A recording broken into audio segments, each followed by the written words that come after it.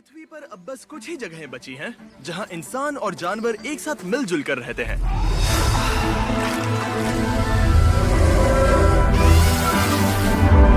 Africa के दिल में केन्या की इस जगह का नाम है मासाई मारा। मैं 1 साल पहले अफ्रीका में 100 कुओं को बिल्ड करते समय यहाँ आया था, जहाँ मेरी मुलाकात हुई मासाई ट्राइब से। ये एक प्राचीन कम्युनिटी है जिन्होंने अपने कल्चर को सालों से जिंदा रखा है। लेकिन जैसा कि हम दुनिया भर में दूसरी जगहों में देखते हैं, लोगों का मतलबी होना और लालच नेचर के लिए सबसे बड़ा खतरा है। जानवरों को इंसानों से खतरा महसूस होता है। प्लास्टिक दुनिया के हर कोने में पहुंच चुका है। इससे हम सबको खतरा है। विश्व भर में 10 लाख जानवर अब विलुप्त होने की कगार पर हैं।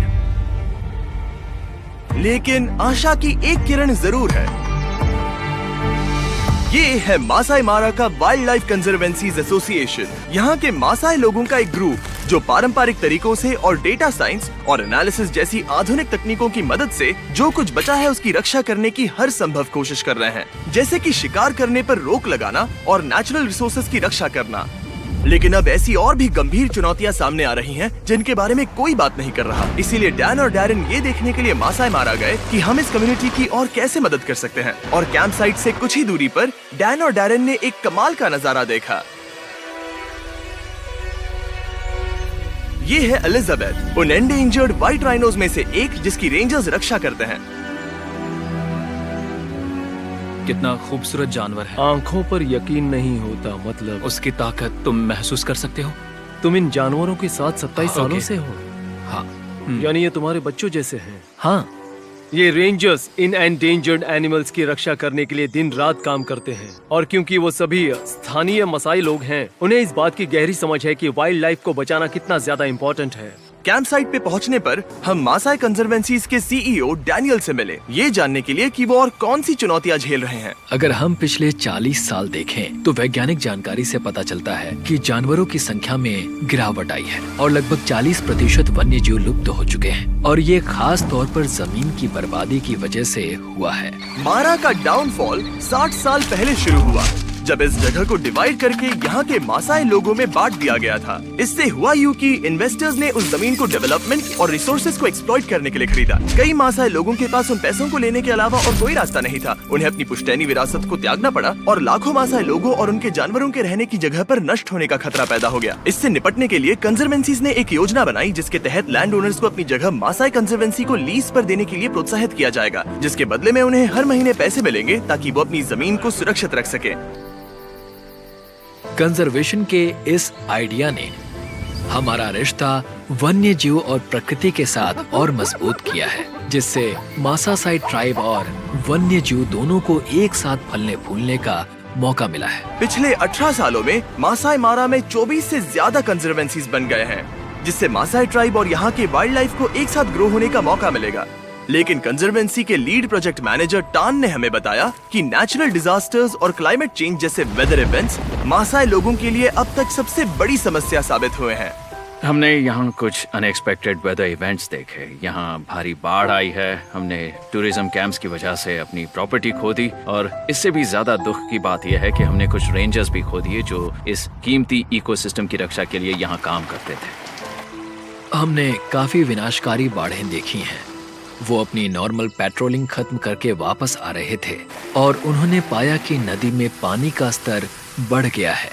दरअसल वो नदी पार करना चाहते थे, लेकिन पानी के तेज बहाव के कारण कार पलट गई। इस वजह से 7 रेंजर्स में से 2 रेंजर्स की जानें चली गईं। उन्होंने अपना कर्तव्य निभाते हुए हमारे कीमती नेचुरल रिसोर्सेज की रक्षा करते हुए अपनी जान गंवा दी। हम उनके परिवारों की मदद करने की पूरी कोशिश कर रहे हैं। दोनों रेंजर्स का परिवार बड़ा था जिनके लिए वो हर रोज कमाने जाते थे, और क्योंकि अब वो नहीं रहे, उनके परिवार के पास इनकम का और कोई सोर्स नहीं है। आशा है कि भविष्य में हमारे पास एक ऐसा अलर्ट सिस्टम होगा जिससे इस तरह की घटनाएं टाली जा सके। इस समस्या से निपटने के लिए कंजर्वेंसीज जो एक रास्ता खोज रहे हैं वो है वेदर स्टेशंस को इंस्टॉल करना।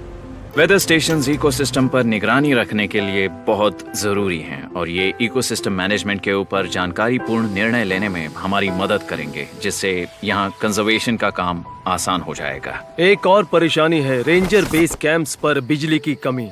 जिससे टॉर्च चार्ज करने और वेदर स्टेशंस को बिजली देने जैसे इम्पोर्टेंट काम भी बहुत मुश्किल हो जाते हैं। ये सब मिलकर उस मजबूत ढांचे को तैयार करते हैं जो इन रेंजर्स को इकोसिस्टम मॉनिटरिंग और इकोसिस्टम मैनेजमेंट का काम करने में मदद करेगा। और पिछले 20 सालों में इस इलाके में कंजर्वेशन के तरीके में ये एक बड़ा बदलाव आया है। ऐसा लगता है कि हम इस समय एक बड़े मोड़ पर हैं और अगर हम इस बारे में कुछ नहीं करेंगे तो हम इसे हमेशा के लिए खो सकते हैं। हम मासाई मारा में कंजर्वेशन पर एक लॉन्ग लास्टिंग इम्पैक्ट डालने के लिए हर संभव कोशिश करना चाहते थे। इसीलिए डैरेन मिशेल से मिले, जो कि हमारे long term partners give power की प्रेसिडेंट है। वो यहाँ के रेंजर्स के लिए क्लीन एनर्जी जनरेट करने में कंजर्वेंसीज के साथ काम कर रहे हैं। गिव पावर पूरे रेंजर स्टेशन को रात में रोशनी देने के लिए क्लीन एनर्जी सप्लाई करेंगे। और सबसे इम्पोर्टेंट बात, इससे वेदर स्टेशंस और सेंसर्स को पर्यावरण में होने वाले परिवर्तनों और घटनाओं के बारे में पता चलेगा, जिससे मासाई मारा के इलाकों की आसानी से रक्षा हो पाएगी।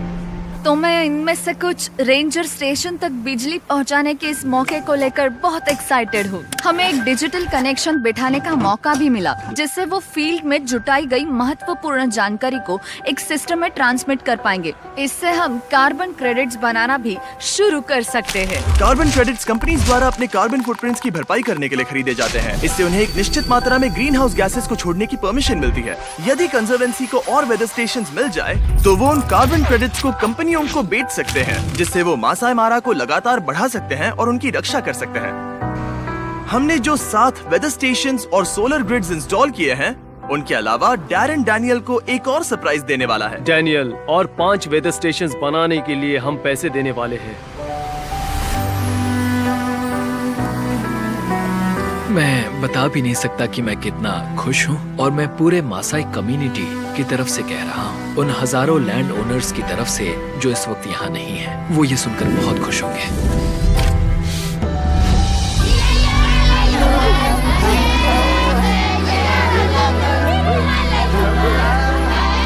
इस प्रोजेक्ट पर किए गए हर काम के लिए शुक्रिया।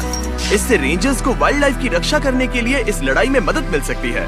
कंजर्वेंसीज कार्बन प्रोजेक्ट से अपनी खुद की इनकम भी कमा सकेंगी, जिससे उन्हें अपनी जमीन छुड़वाने के लिए पैसे मिलेंगे। इससे वाइल्ड लाइफ को बढ़ाने के लिए और जगह मिलेगी और मासाई लोगों को भी वैसे जीने का मौका मिलेगा जैसे वो सदियों से जीते आ रहे हैं।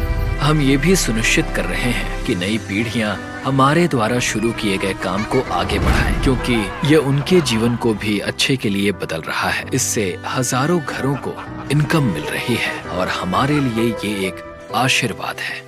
हमने जो काम किया और हमारे डोनेशंस की वजह से डैनियल सच में बहुत खुश हैं। लेकिन मासाई मारा को अब भी 5 और वेदर स्टेशंस और पावर स्टेशंस की जरूरत है, जिनकी कुल मिलाकर कीमत है $1 लाख।